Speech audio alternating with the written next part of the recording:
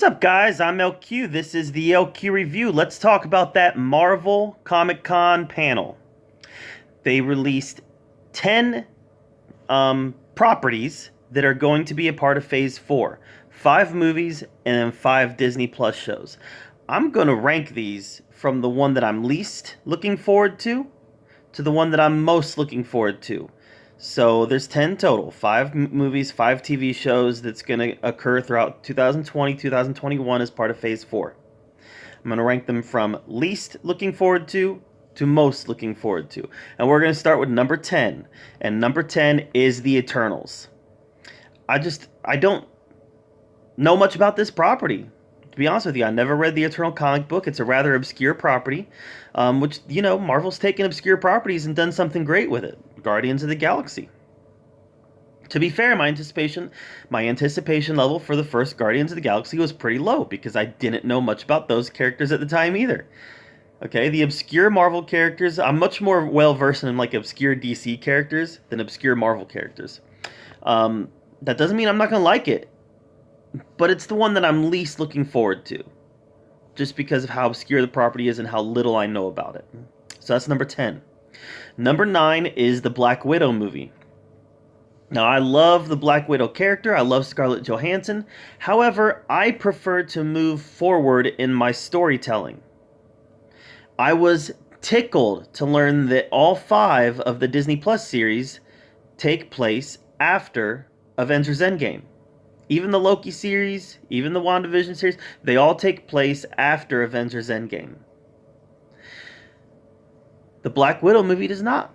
The Black Widow movie takes place between Civil War and Infinity War. So it's a prequel to the Infinity War. I'm less interested in it. Just by the virtue of it being a prequel, I'm less interested in it because I'm far more interested in my stories moving forward. That's why Black Widow's number 9.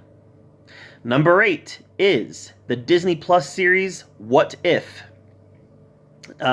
This is a really interesting concept, and it's really interesting that they're including it in the MCU.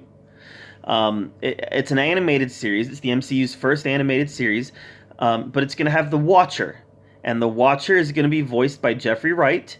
And the Watcher is a character who kind of keeps an eye on the universe. He doesn't really intervene. He just watches.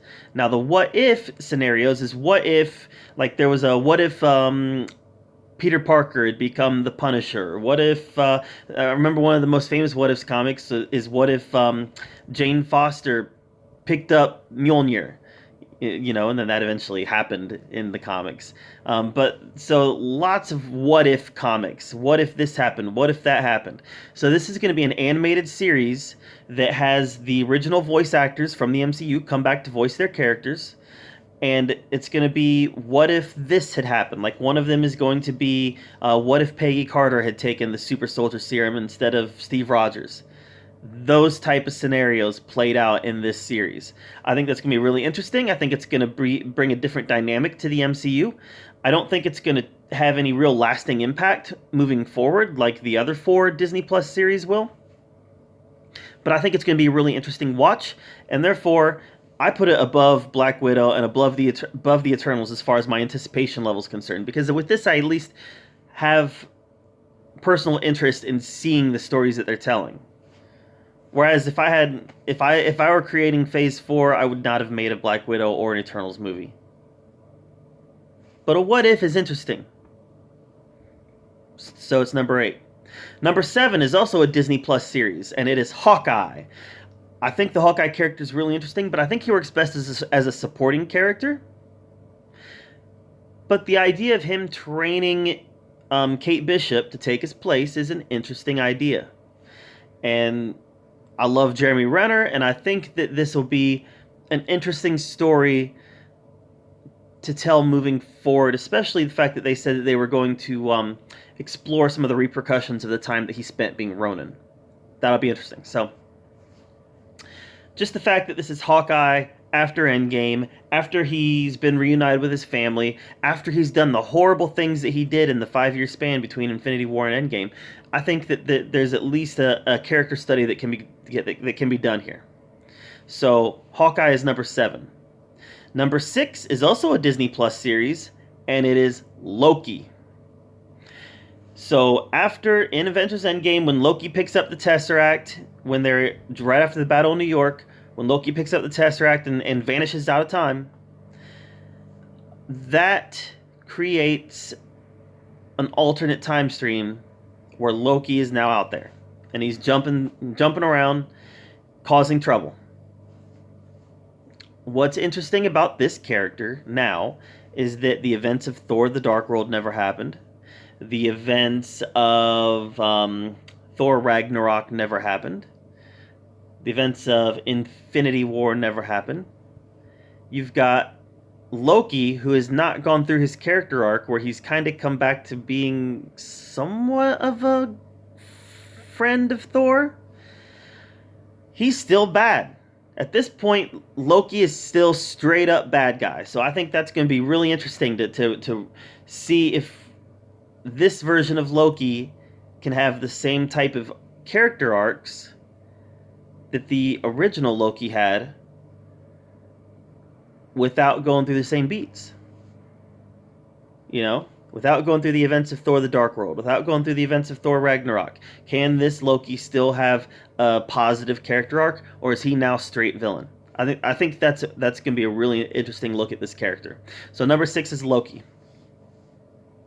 Number 7 is Shang-Chi. I think it's Shang-Chi and the Mystery of the Ten Rings. It's something like that. But number 1, the Mandarin. Love the idea of the Mandarin being the bad guy in this movie.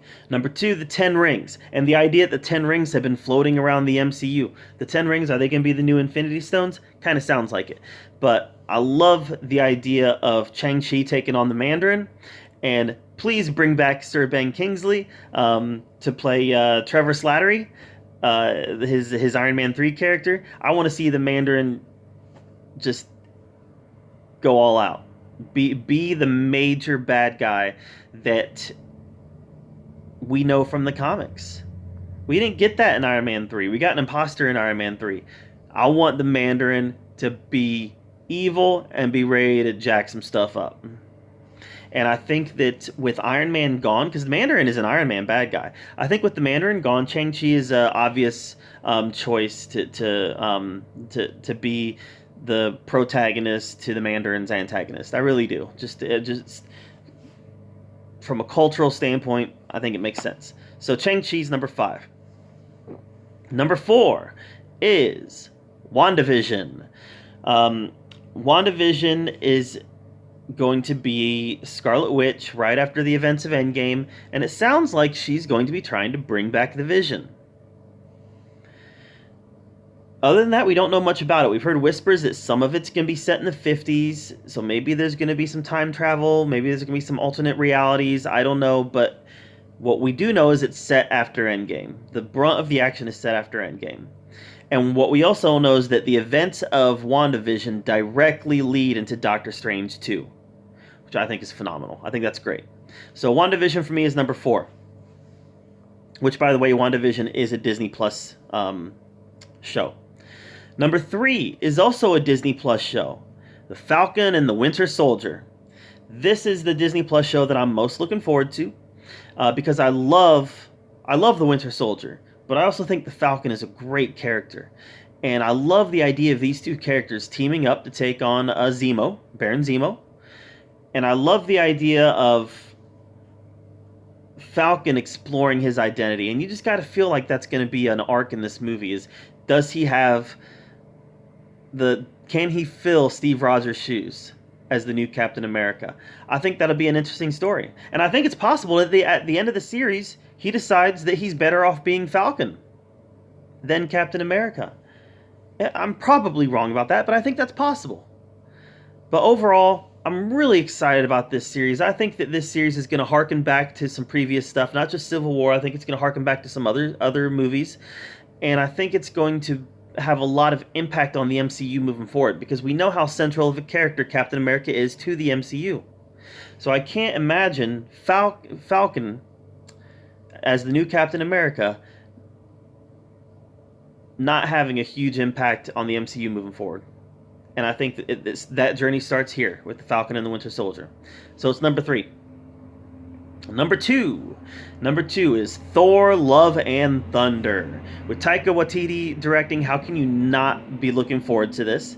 Um, I just love Chris Hemsworth. Now this brings up some questions to me. He left with the Guardians of the Galaxy, and Kevin Feige has said that Thor: Love and Thunder takes place before Guardians of the Galaxy Volume 3. Does that mean that the Guardians of the Galaxy are going to be in Thor: Love and Thunder?